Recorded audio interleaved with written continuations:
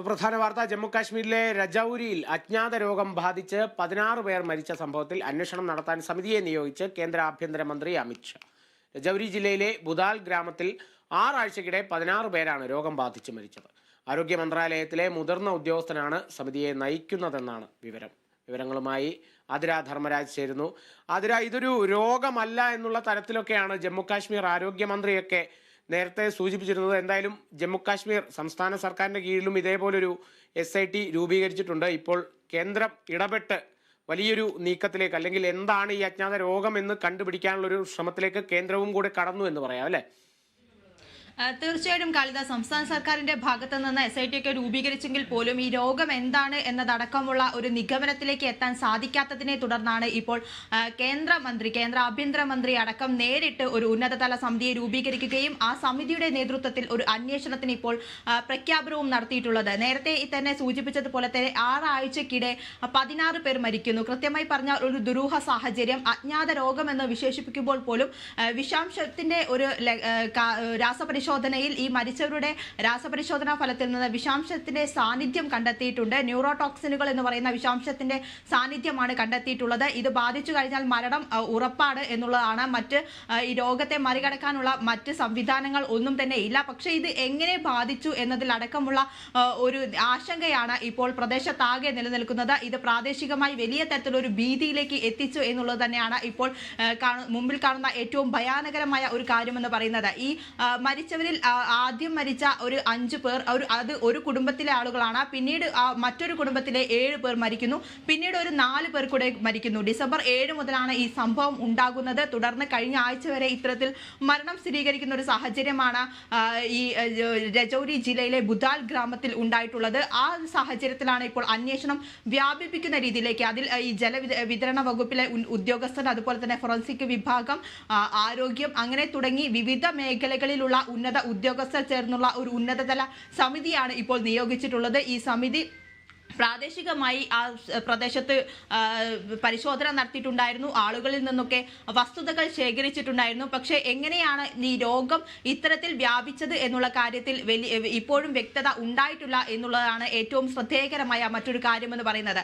അതോടൊപ്പം തന്നെ പ്രദേശത്ത് ആശങ്ക വേണ്ട, വൈറസ് പോലുള്ള ഒരു ബാധയല്ല സ്ഥിരീകരിച്ചിരിക്കുന്നത് എന്ന് ആരോഗ്യ മന്ത്രാലയം വ്യക്തമാക്കുന്നുണ്ട്. പക്ഷേ സംസ്ഥാന സർക്കാർ ഇത്തരത്തിൽ ഈ രീതിയിൽ ഉള്ള അന്വേഷണങ്ങൾ പുരോഗമിച്ചെങ്കിൽ പോലും ഈ വസ്തുത എന്താണ് എന്നുള്ളത് കണ്ടെത്താൻ സാധിച്ചിട്ടില്ല എന്നുള്ളതാണ് ഈ ആളുകളെ ഭയപ്പെടുത്തുന്ന ഒരു സാഹചര്യത്തിലേക്ക് എത്തിച്ചിട്ടുള്ളത്.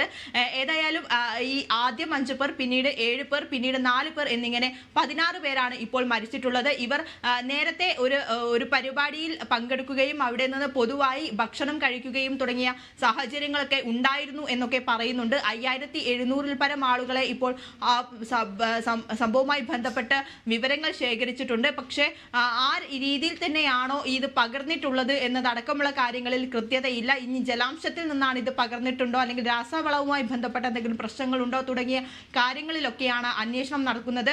കടുത്ത പനിയും അതുപോലെ തന്നെ ഛർദിയും തലവേദനയുമാണ് ഈ രോഗലക്ഷണങ്ങളായി കണ്ടുവരുന്നത്. ഇവർ ആശുപത്രിയിലൊക്കെ ചികിത്സ തേടുന്നത് ഈ രോഗലക്ഷണവുമായിട്ടാണ്. പക്ഷേ രാസപരിശോധനയ്ക്ക് ഈ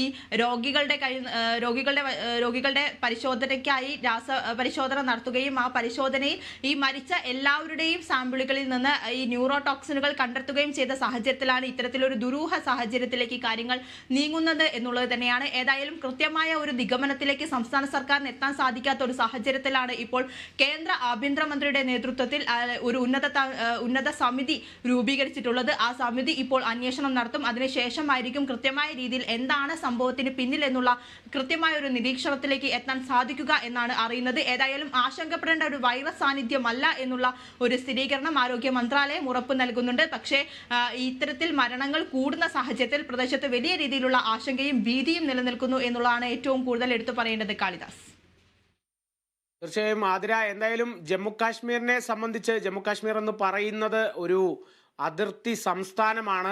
എത്തരത്തിലൊക്കെ അവിടെ ആക്രമണങ്ങളൊക്കെ ഉണ്ടായിട്ടുണ്ട് ശത്രു രാജ്യങ്ങളിൽ നിന്നും എന്നുള്ളതെല്ലാം നമുക്ക് വ്യക്തവുമാണ്. ഇത് ഇപ്പോൾ ഒരു രോഗമല്ലെങ്കിൽ അത് മറ്റൊരു തരത്തിലുള്ള ഒരു ആക്രമണം കൂടിയാകാനുള്ളൊരു സാധ്യത കൂടി കണക്കിലെടുത്താകാം ഇത്തരത്തിൽ ഈ ഒരു അന്വേഷണം കേന്ദ്രത്തിന്റെ ഭാഗത്തു നിന്നുകൂടി ഇപ്പോൾ വ്യാപിപ്പിക്കുന്നത് എന്നുകൂടി നമുക്ക് കരുതാം, അല്ലേ?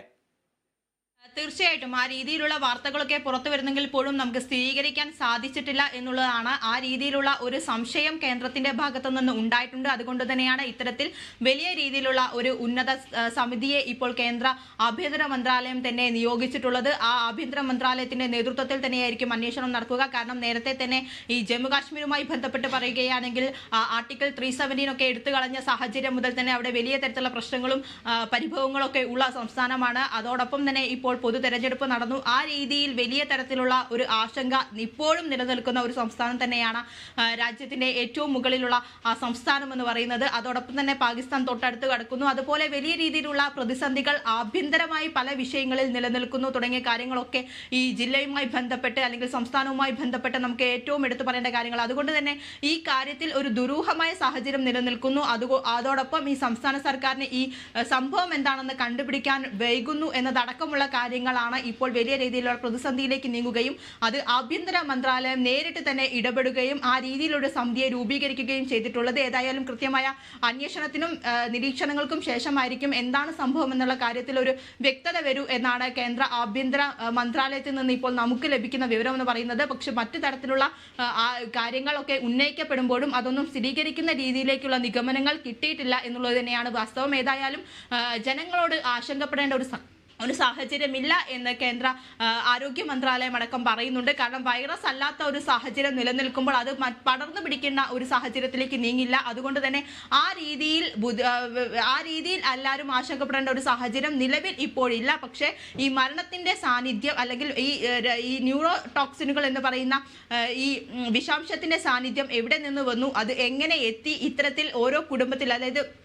നേരത്തെ സൂചിപ്പിച്ച ആദ്യ ഒരു കുടുംബത്തിലെ 5 പേരാണ് മരിക്കുന്നത്. പിന്നീട് മറ്റൊരു കുടുംബത്തിലെ 7 പേർ മരിക്കുന്നു. പിന്നീട് ഒരു 4 പേർ കൂടി മരിക്കുന്നു. അങ്ങനെ ആ രീതിയിൽ ഈ ആളുകളുടെ എണ്ണം കൂടുന്നു എന്നുള്ളത് വലിയ രീതിയിൽ ആശങ്കപ്പെടുത്തുന്ന ഒരു സാഹചര്യമുണ്ട്. ഇത്തരത്തിൽ നേരത്തെ ഞാൻ സൂചിപ്പിച്ചതുപോലെ തന്നെ ഒരു പരിപാടിയിൽ പങ്കെടുക്കുകയും പൊതുവായി ഇവർ ഭക്ഷണം കഴിക്കുകയും ഒക്കെ ചെയ്തിട്ടുണ്ട് എന്നുള്ള ഒരു പ്രാദേശികമായ ഒരു വിവരം കൂടെ നമുക്ക് ലഭിക്കുന്നുണ്ട്. അങ്ങനെയാണെങ്കിൽ ആ രീതിയിൽ ആ ഭക്ഷണത്തിൽ എന്തെങ്കിലും കലർന്നിട്ടുണ്ടോ, അതുപോലെ തന്നെ കൃഷിയുമായി ബന്ധപ്പെട്ട രാസവളവുമായി ബന്ധപ്പെട്ടുള്ള എന്തെങ്കിലും പ്രശ്നങ്ങൾ ഉണ്ടായിട്ടുണ്ടോ തുടങ്ങിയ കാര്യങ്ങളൊക്കെ ആയിരിക്കും ആദ്യം ആ രീതിയിലായിരിക്കും അന്വേഷണം പോകുക, ആ രീതിയിലായിരിക്കും നിരീക്ഷണങ്ങൾ ഉണ്ടാകുക എന്നും നമ്മൾ മനസ്സിലാക്കുന്നു. പക്ഷെ മറ്റൊരു തരത്തിലാണെങ്കിൽ അത് വലിയ തരത്തിലുള്ള ഒരു വലിയ ഗുരുതരമായ ആഭ്യന്തര പ്രശ്നത്തിലേക്ക് നീങ്ങുമെന്നുള്ളത് ഒരു വസ്തുതയാണ്. എന്തായാലും ആരോഗ്യ മന്ത്രാലയത്തിന്റെ നേതൃത്വത്തിൽ കേന്ദ്ര ആഭ്യന്തരമന്ത്രിയുടെ നേതൃത്വത്തിൽ തന്നെ ഒരു ഉന്നതതല സമിതി ഈ സംഭവം അന്വേഷിക്കുന്നുണ്ട്. ആ അന്വേഷണത്തിന് ശേഷമായിരിക്കും കൃത്യമായ വിവരങ്ങൾ, വിശദാംശങ്ങൾ